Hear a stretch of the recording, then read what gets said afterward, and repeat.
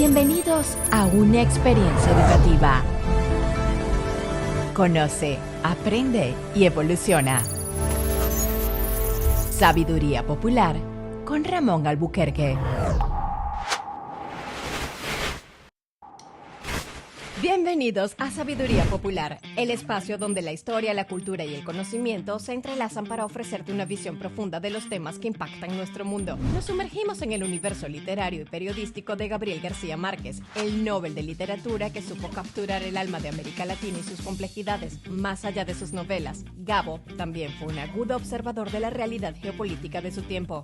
El tema que nos convoca hoy es: ¿de qué manera afecta a la República Dominicana la crisis política y social sostenida de la República de Haití? Analizaremos todas las aristas de este tema con expertos que nos ayuden a desentrañar esta problemática que preocupa al Estado dominicano y al resto de la región. Para eso nos acompañan el general José Miguel Soto Jiménez, agregado de Defensa Naval, Militar y Aérea de República Dominicana en Washington; Trajano Potentini, politólogo y presidente del Colegio de Abogados; Eddie Skinner Osuna Martínez, abogado especializado en Derecho Penal, con experiencia en alta gerencia pública; y el doctor Juan Manuel Rosario, actual viceministro de Gestión Migratoria y Naturalización. En nuestro segmento cultural de la semana, les presentamos la interesante historia de la creación del dólar. ¿De dónde proviene? ¿Quién lo inventó?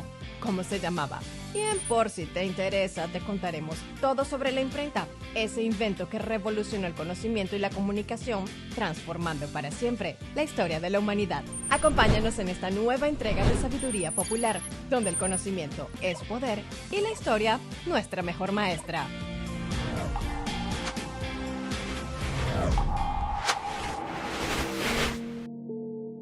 Saludos amigos de Sabiduría Popular. En el tema cultural, hoy le traemos algo muy interesante, fundamental para la economía y que usted nunca debe olvidar. El dólar, que fue una moneda inventada por Carlos V en 1532, emitiendo un decreto del Dolarum Joachim y otras cosas más en alemán, porque era emperador de España, del imperio de Carlos V, claro, y España dominaba el Nuevo Mundo, entonces también regía en la Nueva España, que es México hoy. Como los españoles no podían pronunciar fácilmente eso de dolarum, terminaron con el término dólar y así se acuñó. Todavía Estados Unidos no se había empezado a formar ni a gestar, porque esas colonias, 13 colonias que luego formaron los Estados Unidos de América, no nacieron como entes políticos ni como colonias que instaló el Imperio Británico en esas tierras del Nuevo Mundo.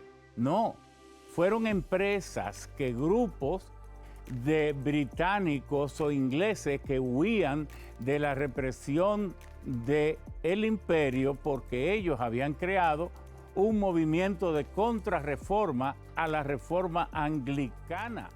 Ustedes saben que el rey Enrique IV separó la feligresía, las creencias de la Iglesia Católica del imperio de las de Roma, de las del Papa, y creó la Iglesia Anglicana. Y en la Iglesia Anglicana, el jefe de la Iglesia es el propio rey, que ejerce todo ese pontificado o patriarcado a través del arzobispo o del obispo de Westminster, en la abadía de Westminster. Allí se ejerce todo el poder de la Iglesia Anglicana, pero surgió luego un movimiento que se llamaban los puritanos, que exigían que el rey gobernara conforme a la Biblia. Entonces, como las críticas que le hacían a la corona eran muy fuertes, el imperio empezó a perseguir a esos británicos, a esos ingleses y a esos irlandeses, y entonces ellos huyeron, pero no podían huir a Francia, ni a los Países Bajos, ni a los otros países de Europa. ¿Por qué? Porque en ese entonces la casa de los Habsburgo aseguraba que todos los reyes y reinas fueran primos hermanos. Entonces, donde quiera que ellos fueran a residir, serían perseguidos. ¿Qué hicieron? Mandaron una comisión aquí al Nuevo Mundo, a lo que es hoy el territorio de Estados Unidos, y allí compraron tierra y formaron compañías propiedad de ellos, al mismo tiempo que tenían sus iglesias. Por ejemplo, en Massachusetts, John Winthrop fue el líder que trajo 1,000 personas en un barco llamado Mayflower. Y entonces instaló la ciudad de Boston y luego se convirtió en una empresa muy próspera llamada Massachusetts Bay Company. Pero Thomas Hooker, que era el otro pastor segundo de John Winthrop, entonces se separó de él y fue a Connecticut y formó otra empresa llamada, creo que Connecticut River Company, y fundó la ciudad de Hartford, y así nació Connecticut.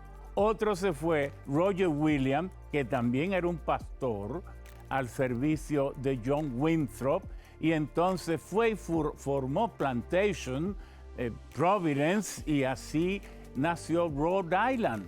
Es decir, que eso que nació como Estados Unidos al principio eran 13 colonias, y como eran débiles porque solo tenían 840,000 kilómetros cuadrados, 1,000,000 de habitantes tal vez, eran muy débiles y muy pequeños frente a la Nueva España, lo que hoy es México, que tenía como 7 millones de kilómetros cuadrados, y además había descubierto las minas de plata más grandes del mundo conocido.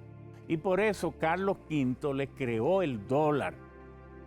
Esas 13 colonias que tenían problemas con Gran Bretaña porque no les permitía acuñar su moneda ni imprimir su moneda, entonces terminaron usando el dólar mexicano.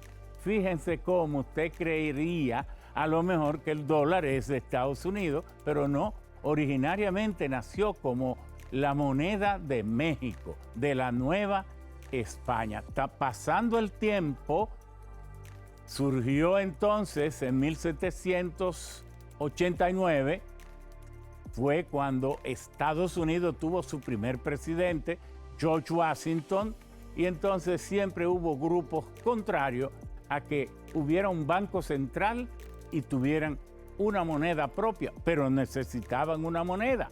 Entonces, Alexander Hamilton, que fue el primer ministro de Finanzas, entonces reconoció el dólar, ese dólar del vecino, y así empezó la historia del dólar. Pero ¿qué pasa hoy? En 1913 se creó la Reserva Federal de Estados Unidos. Esa Reserva Federal es la que decide las políticas antiinflacionarias y una serie de políticas, la política de la emisión monetaria. Como Estados Unidos tiene ese dólar que controla las actividades financieras en un 73% en el mundo entero, bueno, necesita emitir siempre muchos dólares, y ahora tiene que emitir más de $1 billón cada año para que el dólar haya suficiente para todas las transacciones. Pero como el dólar fue desligado del oro, ya no es una moneda convertible, es una moneda de curso legal.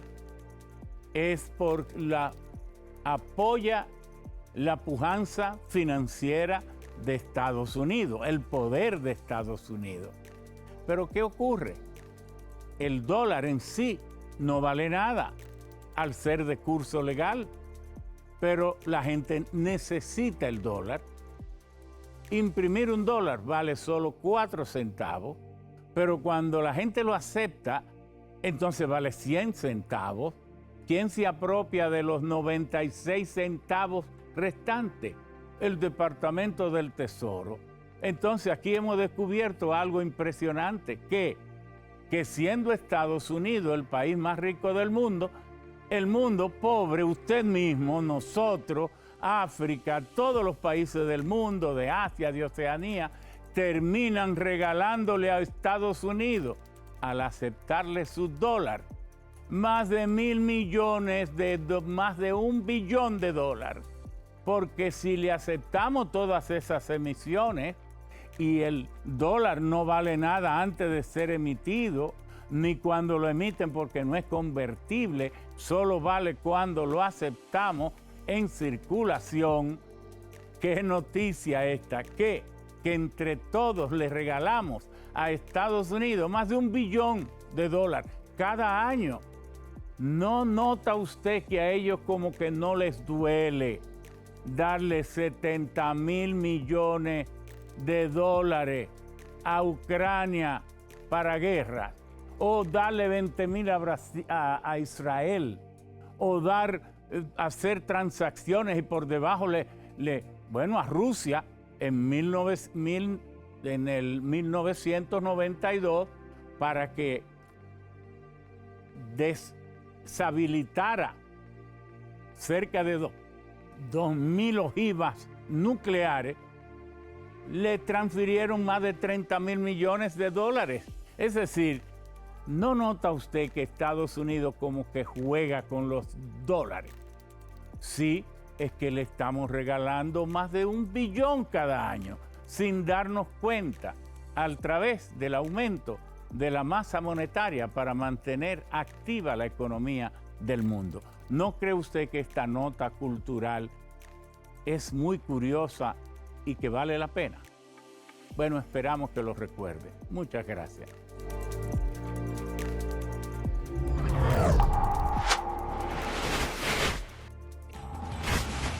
Búscanos en las redes sociales, las redes de sabiduría. Síguenos en YouTube como Sabiduría Popular RD, Facebook, Sabiduría Popular, Instagram, Sabiduría Popular RD, Twitter o X, Sabiduría Pop RD. No olvides seguirnos para estar al día con todo lo que aquí comentamos.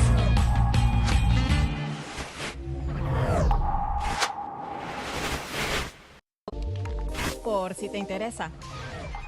¿Tú sabes quién fue Johannes Gutenberg? ¿Sabes cuál fue ese invento suyo que nos hizo la vida más fácil? Te hablo de la imprenta. Ajá. ¿Y por qué me hace la vida más fácil? ¡Ja!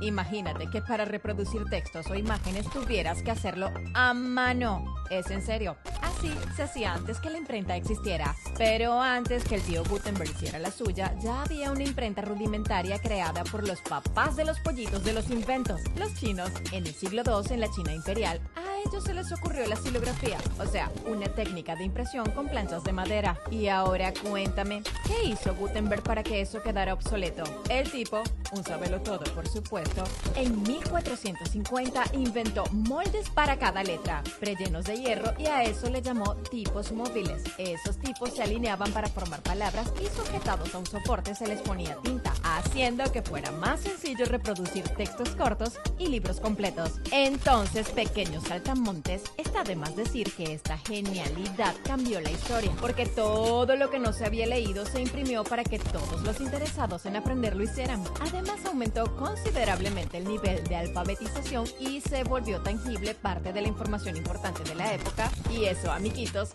no tiene precio para la humanidad y marcó un hito en la historia. Por cierto, antes de la aparición de la imprenta, monjes de la iglesia tenían el dominio del papel para reproducir algunos documentos, pero aprovechando ese privilegio tenían guardaditos algunos datos. Pero el secreto se acabó cuando llegó el invento de Gutenberg. Ya en pleno siglo XXI podemos hacer fila de copias en poco tiempo, producir libros, periódicos y revistas a gran escala. Aunque la gente quiere ver todo desde el celular. Pero, ¿qué me dices de las impresoras 3D? Con ellas puedes hacer desde una prótesis hasta una casa. Espero que no se te olvide que la querida imprenta fue la precursora de la revolución industrial y que se puede considerar uno de los avances tecnológicos más significativos en la historia de la humanidad. Y esta, queridos amigos, fue la historia de la imprenta de Gutenberg.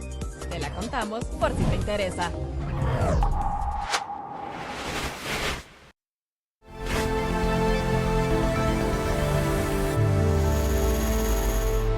Sabiduría en Vivo.